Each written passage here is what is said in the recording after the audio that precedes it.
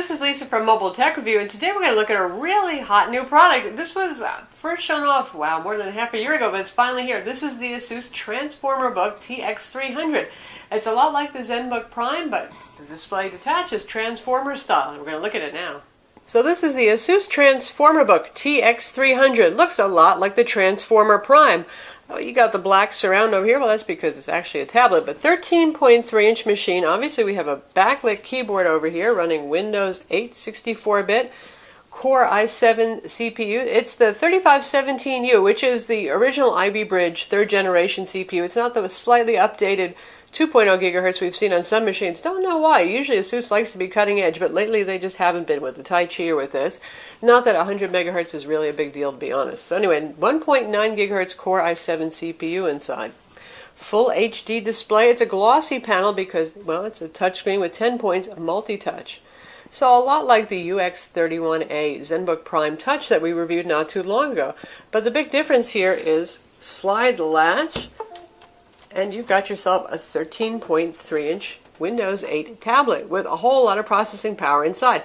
Has all the brains of a regular ZenBook Prime Ultrabook inside of here, 4 gigs of DDR3 RAM soldered on, and you have a 128 gig SSD inside, and in the base we have a 500 gig conventional spinning hard drive. So that's a really neat take and a very good value added, because one of the things about Ultrabooks and certainly tablets is the limited storage you get with solid state. So suddenly, when you're carrying around like this, you have everything you would have if you had a ZenBook Prime or a Samsung Series 7 Ultra Touch, basically in terms of computing power and storage. But plug it in, and you've got 500 gigs of storage there. So if you got all your movies on there, all your music, pretty darn handy. Take a look around the device. It's the usual IPS display. Viewing angles are good on this. It is glossy. It will glare some, but it's not atrocious by any means. Decent sized bezel to hold it with. This is 2 pounds, so you're going to feel it when you hold it. But then at the same time, as I'm holding it like this, let me tell you, it just really feels big in a good way. Like watching a movie on this is awesome. It really is just special. And because this is a full HD 1080p display, when you're in the Windows desktop, you know how fonts are really tiny and all that kind of thing.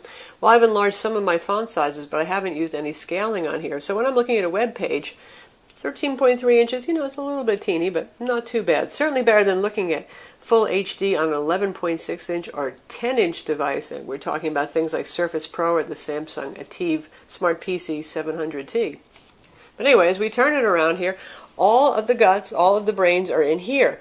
Unlike your ZenBook Prime, where this looks pretty much like the usual ZenBook Prime swirled aluminum lid, nice looking. We've got these air vents here. We also have a 5-megapixel camera, which is reasonably decent. Not super stunning, but you know, part of that's just that the Windows 8 camera application is really a catch-all kind of app that doesn't tailor itself to any particular camera hardware, but pretty thin, right? So we've got air vents here, and then we've got more vents here, and this is actually where the stereo speakers are. They're doing the same thing they did with one of the Transformer Android tablets, where they called it stereo, but they put the two speakers together on the same side, which kind of minimizes your stereo effect. But don't worry, there's more speakers in the base. Anyway, this here, all your guts are in here. Your CPU, your Intel HD 4000 graphics, your 4 gigs of RAM soldered on just as they are in a regular ZenBook Prime, but in this case, obviously, there's really no room to offer upgradable parts, and putting sockets in here takes up more space. Your 128 gig SSDs in here, your Wi-Fi and your Bluetooth are in here. Everything that is your computer, core computer, is in this 2-pound guy, which is pretty cool. We have a home button right here, as you would expect, and this is capacitive, but it's not one of those capacitive buttons where you barely touch it and you're shot back to this screen right here, which can be very annoying. You actually need to lay your finger on there and hold it for a moment, so that avoids that accidental touching business. Fast and responsive, certainly, because it is a Core i7 Ultrabook, basically, just in a different form than we're used to. Let's take a look at the other half now. So here we have the base. Now, Asus started this whole transformer concept, and we're used to seeing this, and a lot of other manufacturers have copied it. But what is really pretty stunning here to me is that this looks just like the ZenBook Prime Ultrabook base. It's not cheeseball. It's not really light. You're not giving up anything. We have the same cut-in around here so that your keys are dropped down. They're not going to hit your screen, and also it drops down a little bit for comfortable typing. And this is a backlit keyboard, something we just haven't seen on any of these with optional keyboard docks or included keyboard docks. They haven't had backlighting. This guy does, just like on your ZenBook Prime. White backlighting, the keys illuminate, and a ring around the keys illuminates as well. Large trackpad over here, pretty much the same experience you get with your ZenBook machines, which means it's an okay trackpad, it's not the greatest. Mostly it works for me pretty well. Sometimes it doesn't pick up a touch. Knowing Asus, there's going to be a driver update soon. This always happens. They always have a driver update that fixes this. And the multi-touch works pretty well on it. It does tend to think you're swiping left all the time and you're not, which is, one of those annoying things that happens with a lot of Windows 8 machines. So we have a full 13.3-inch keyboard here, no compromise. When you put these two parts together, you have your standard 13.3-inch Ultrabook. Nice stuff right there. This is where up top here is where you're going to stick your tablet in, and there are locator hinges in here, and then there's a pass-through power port, and also carrying USB data. Now, this is very stiff. It's hard to turn on its own, so you don't have to worry about this guy being wobbly. I can barely turn it to show you. But there it is. It's actually pretty easy to mate. They have a little locator arrow. You line up the Windows logo with that, and this is your slide to release latch. Works pretty easily. Given that the tablet is large and 2 pounds, and you probably want to use 2 hands, one on the slider switch and another one on the tablet, obviously, and then you probably put both hands on your tablet to lift it out, though you really don't have to. If we take a look at the back side right here, we can see these little grill vents, just like we've seen, again, on ZenBook Prime computers. And this is an additional set of speakers. There's one on each side. So when you're just using the tablet, sound quality is decent for a tablet, but not hugely loud. When you add this into it and you have sound coming out of the tablet section and out of this, really better than average sound for an Ultrabook. Pretty nice sounding. And this has the Bang & Olufsen Ice Power Audio. Some kind of partnership that Bang & Olufsen has going with Asus to make the audio for these products. So how about ports? This is what's pretty cool too, because with the usual ZenBook Prime and a lot of Ultrabooks, you don't get a whole lot of ports, but because all of the brains are actually in the display section, the tablet section, there's more room to put stuff in here. So we have our 500 gig internal hard drive here, and this is the new magnetic style charging connector. It's sort of like a MagSafe Apple connector. And this is our SD card slot right here, full-size SD card slot. We've got indicator lights for charging and hard disk activity. And on this side, my God, actual built-in Ethernet. No more of those included little Ethernet dongles. You don't need that anymore. 2 USB 3.0 ports. They are not color-coded since they are both USB 3.0. And this is a mini display port, also a first for a ZenBook Prime kind of machine. So a lot more display versatility there. I love having the Ethernet built in as well with a little drop down. Asus ships it with their usual block style charger. To me this looks a little bigger than some of the ones they've used in the past, and again the connector has changed, which I like. I was never fond of their kind of small connectors that they used.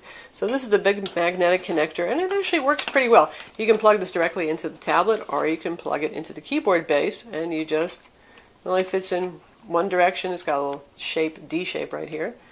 And once you get it lined up, it just kind of pulls in, and somebody knocks it. The idea is you can knock it off, but obviously it doesn't come off too easily like that. You really have to give it a good little yank. So there that is. Now as we look back at the tablet again, we've got our data connector that mates with the dock. We have the charging port, again the magnetic charger plugs right in there, and we have a micro SD XC card slot. We're pretty light on ports otherwise here. We've got a headphone jack. So that's a good idea. Obviously, you might want to be carrying this around and listening to music or a movie or something like that. You don't want to have to plug into the base just to get audio out. And we have micro HDMI here. So that's actually on the tablet. So say you just want to output to your TV or something, you don't have to bring the whole contraption with you. Not that that would be so hard, would it really? You're still talking about a 13-inch Ultrabook, but you can just use this. Also handy for displays, too. Just walk that right up to your projector if it has HDMI. Right here we have our volume controls. And up top is the power button. Sticks up just a little bit. I have not had any problems accidentally actuating it. And it takes a good little press, so happy with that. And obviously the power button should be on the tablet section because you might want to turn this on or off or wake it up or put it to sleep independently of whether or not you're using the keyboard dock. Got some microphones along the top edge. Really nothing much to see up here. And nothing much going on this side here. So pretty clean design. Would be nice if there was some kind of USB port on here, even mini USB where you need an adapter, but well, not going to get that here. So how do you put them together? Like I said, it's really not so hard. Just kind of line it up right there and hear that snap right in. There it is. It's a pretty firm connection. I really would not do something like try to carry this around by the display section, something you might be tempted to do with an Ultrabook because, well, it is only a clamping mechanism. Not that it falls out, not that it wobbles a lot. So if I'm using the touchscreen, see, it's not bouncing around a lot. I mean, it's pretty stable. It's a nice, stiff hinge. You can go back about that far, not too far, in other words, but more than adequate. It's an IPS display. You have great viewing angles, so other than avoiding some glare, not too much of a problem there. And again, like this, it looks just like a normal Ultrabook, doesn't it?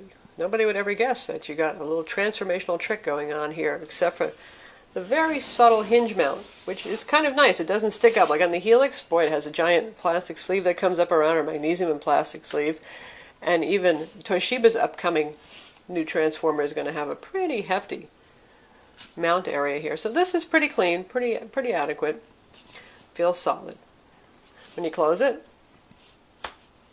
there it is. Nice enough looking. Notice it's going to be thicker than your ZenBook Prime because usually ZenBook Prime, the lid is very, very thin. On this it has to be thicker because all the computer internals are in the top section and there's a touchscreen which adds some thickness. So not as super uber skinny as a ZenBook Prime, or certainly not as skinny as the Samsung Series 9 Ultrabook, which is half an inch thick, wildly skinny. Hinge sticks out a little bit on the back, but not too ugly looking there. And this together, well, here's the bad news. 4.2 pounds. If your average Ultrabook is 3 to 3.5 pounds, this guy is going to be heavier. That's the price you're paying for this. That said, 4.2 pounds still is not a horror. It's not a deal breaker. It's not like a 5-6 pound notebook you're carrying around. But for those of you who are looking to travel as light as possible, this guy is not the lightest option. Of course, most other transformers and convertibles are smaller. There's a couple that are bigger, like the Yoga, which weighs about 3.4 pounds, and the XPS 12, a little bit smaller, about 3.2 pounds, but all the rest are like 11.6 inches or so or smaller, and that's one of the reasons they're also lighter. And for a comparison with another Ultrabook, 13.3 inch, this is Lenovo IdeaPad U300 Touch, a fairly affordable Ultrabook, and you can see that the thickness is really not so different between the two of these. So this Transformer book only looks thick if you're comparing it to the absolute thinnest guys on the market. Otherwise, you're looking at pretty much the same footprint here, same thickness. So back to being in normal laptop mode, anything you can do, again, with an Ultrabook you can do here. Touchscreen works very well, is responsive. Just fine. If we want to get to the desktop, we can either hit Windows and the D key or just tap on our little desktop tile right there. And there it is. Always very fast, always very quick. Now, those of you who follow the ZenBook machines, you know that there's been a little brouhaha over SSD drives. You either get the SandForce ADATA 128 gig SSD, which is pretty quick, or you get the SanDisk U100. Now that's been revved, but it's still not the sharpest knife on the block. I've been lucky, and just luck of the draw, even when buying these, I've gotten so far the ADATA SSD drives that are quicker. This time I did get the SanDisk U100, so if you want to see how that did in benchmarks on Crystal Disk Mark, well, you know, it's not the most impressive thing. Here's our score right there. So you can see it does great on sequentials, but it all starts to fall down a little bit. I would like to see the 512K here write speeds to be just about where those read speeds are, and the read speeds would be nice if they were in the 300s. These numbers are always typically lower, though this is still not super impressive. But here's the thing, honestly, in everyday use, can you tell? Would a normal person ever even notice? No, they wouldn't. Even when installing software, it's wickedly quick. So there it is, for those of you who are wondering if the SanDisk U100 is still around, as well as the ADATA drive. Certainly it is, because we got it in this particular machine. Which one will you get? You know how it is. I can't tell you. The sticker is on the inside of the box, so you never know until you actually buy one. But again, even me, a geek, a need for speed here, experientially using this, I can't tell the difference. In terms of our Windows Experience Index, it does pretty much what we would expect it to do for a Core i7 Ultrabook with these specs. So here is our results. We have a 7.1 for the processor, RAM is 5.9, graphics 5.4 for desktop graphics. That's pretty good. Somehow Asus always manages a good number, even if their RAM number isn't that high. Why do I say that? This uses Intel HD 4000 integrated graphics, and that does use system memory for its use. And well, if you got slow system memory, then you're going to have slightly slower graphics. So anyway, 5.9, that's kind of average. Doesn't look like dual channel to me for RAM, but graphics actually looks almost like a dual channel RAM configuration. Go figure. So 5.4 for desktop. Gaming graphics 6.3. Again, that's pretty average and acceptable. And disk data transfer rate is 7.6 with our famous U100 SSD drive here. This does not measure the 500 gig hard drive, and why is that? Because it is actually set up as a USB external hard drive. Well, you know, in terms of system internals, that's how the operating system is looking at it. When you attach and detach it, it says disconnecting from USB hard drive. So that's how stuff's connected here. This is all through USB connections, everything that you got right here. That's pretty interesting, isn't it? At least your keyboard, your trackpad, and your USB ports are interfacing in that way. So speaking of, you can see what we've got under my computer here. And we've got our C drive, and they've shipped it by default with the 500 gig hard drive partitioned into two separate drives. Now you can reformat that and set that up the way wherever you want, or you can repartition it. But that's how they've set it up. So a whole lot of space available right here. Really nice to have. So you can throw all of your media files on those drives. And that's why you can safely disconnect it pretty easily, because it interfaces as USB and not as a, say, SATA interface drive. Definitely adds a wonderful element of versatility, feature that I absolutely love. On PC Mark 7, it scored a 4500, which again is average and respectable for this kind of machine. Now, getting back to both performance and display at the same time, more than capable of playing 1080p video, be it streaming or locally stored. I've got a couple of movies set up right here on my 500 gig internal hard drive. Lovely display. Again, really nice, sharp. It tends to have warm tones. Asus ZenBooks do have warm tones. You can fiddle around with your brightness, but it's not overly yellow or anything like that either. You can see my white here is, well, it's white, so that's a good thing. For brightness, it's 250 nits, so not the wildly brightest display in the world. I find it quite adequate, and it's a very vivid, high-contrast display, so it seems quite bright. The reason I don't want to go with something even higher brightness is because when you're using this in tablet mode, there's only so much room for a battery inside here, so they don't want you to kill the battery with going gung-ho crazy on the brightness. Let's check out a 1080p video trailer to see how it looks. And so we can hear the speakers as well.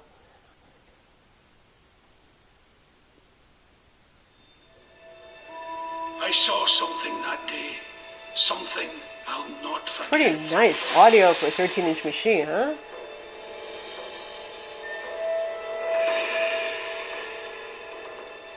It stands 12 feet tall, with razor-sharp claws. Looks beautiful too. Its hide littered with the weapons of fallen warriors. Now you can see we're near maximum volume here. Bring it down a bit. I drew my sword. Chop! Dad's leg was clean off. Oh, that's my favorite part.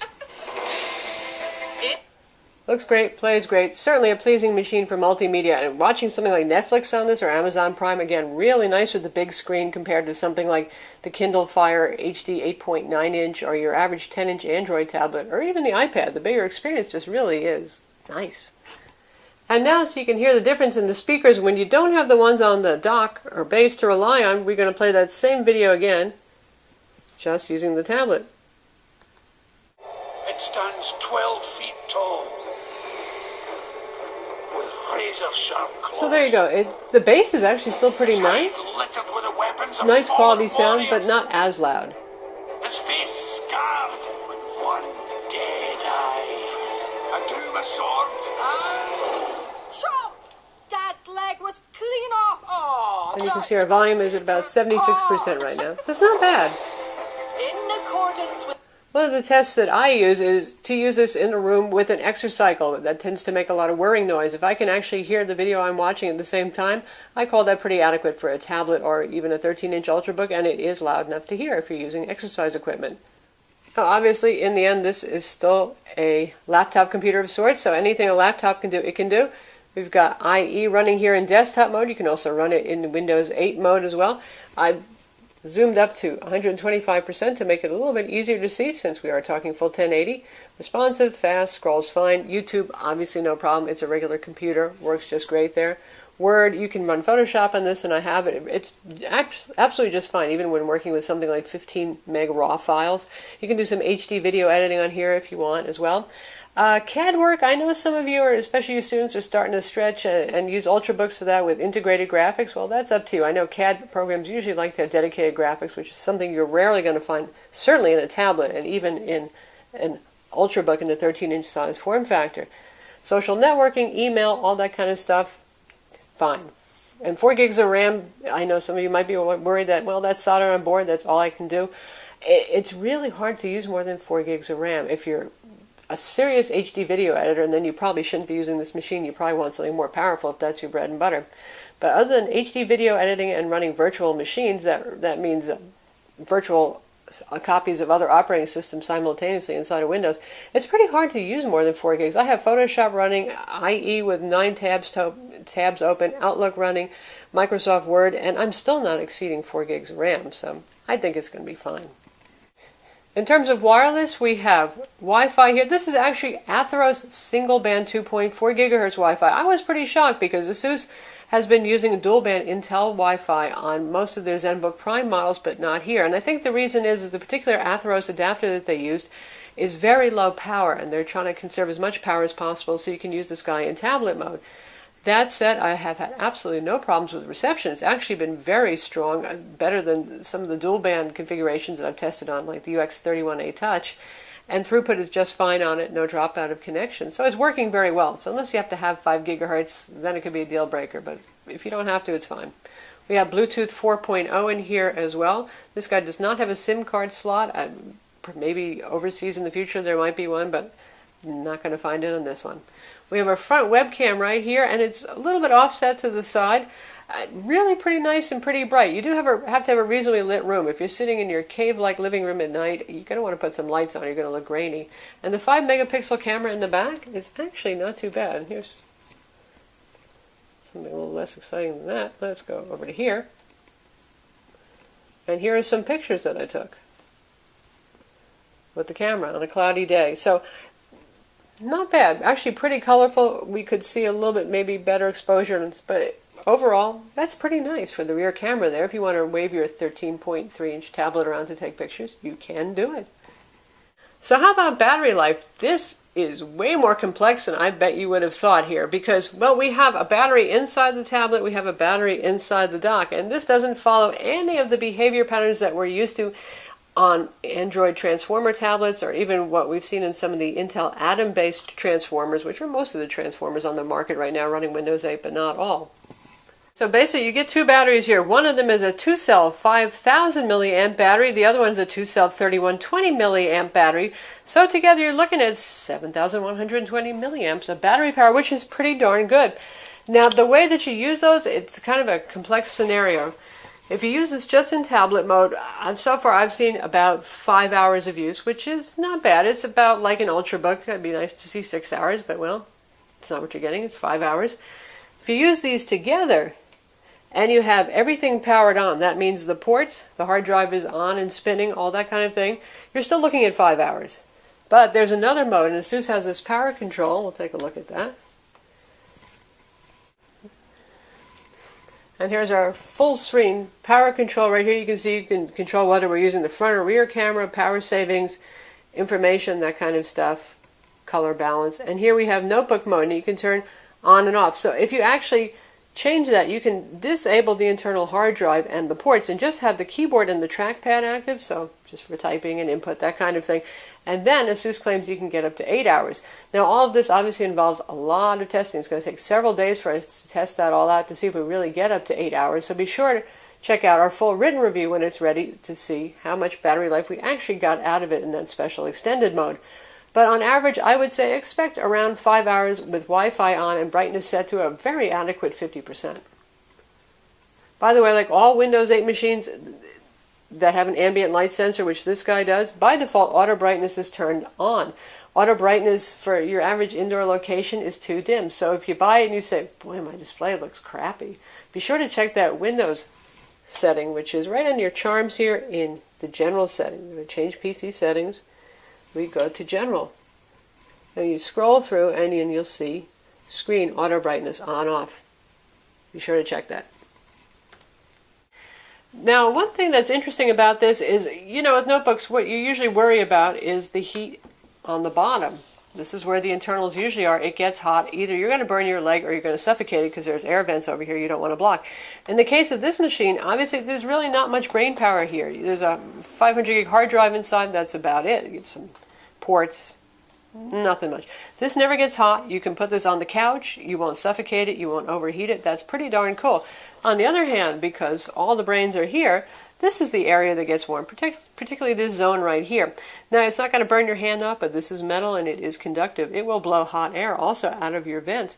So you'll feel some heat here. Generally, if your hands are to each side, it's not going to be too uncomfortable. So far, it hasn't made me sweat like all crazy. But if you're going to play something like Civ 5 for an hour on this, especially given there's less room for ventilation in a tablet design, it will get pretty darn warm over here. So you probably, you're not going to want to grasp it in this area if you're doing something like playing a demanding game for an hour. Speaking of gaming, once again, Intel HD 4000 integrated graphics. No dedicated graphics, that means no crisis for you. So that's the Asus Transformer Book TX300. Like I said, it's just starting to become available now. The price in the US for this configuration is $14.99, so it is not cheap. It's right up there with the Asus Tai Chi, which is an interesting machine that has dual screens that we've also reviewed. Obviously more expensive than the UX31A Touch, which is $1,100.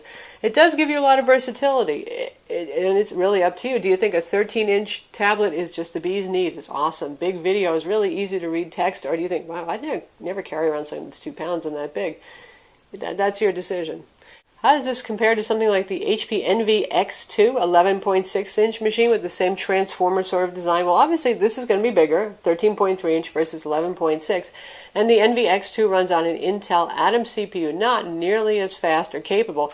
This can be a main machine, no problem, very powerful. With the Intel Atom machines, I always recommend that you use those as a secondary machine if at all possible, because they're just not that fast and they have smaller internal storage. Usually 64 gigs is maximum there. The same would be true of the Acer Iconia W510, which is also a Windows 8 tablet with a transformable docking that has a Atom CPU. Really, there aren't too many competitors yet. Asus is one of the first. HP is going to have their X2 that's actually running on a full Core i5 CPU, and that's still going to be Ivy Bridge as well. That's not going to be Haswell, even though that won't be out until August. So it looks like for Ultrabooks and tablets, we may be looking at Ivy Bridge until sometime deep into the fall at this point. But anyway, the upcoming HP will be a competitor, though that it only has an HD and not a full HD display, so you're looking at 720p versus 1080. And then there is the Samsung ATIV 700T that I mentioned that we have a review of as well, which is 11.6 inches, so it's going to be smaller and it has a digital pen, so kind of going after a different use case here. I think this is going after somebody who needs a mainstream Ultrabook, something fairly portable, durable, backlit keyboard, nice, and finds a use for this to function as a tablet as well. So that's the Asus Transformer Book TX300. It's just starting to become available now, and it really is a cool machine. I know for some of you, this is something you've really been waiting for. Everything you get in a ZenBook Prime, but, well, in 2 pieces. I'm Lisa from Mobile Tech Review. Be sure to visit our website for the full review, and don't forget to subscribe to our YouTube channel.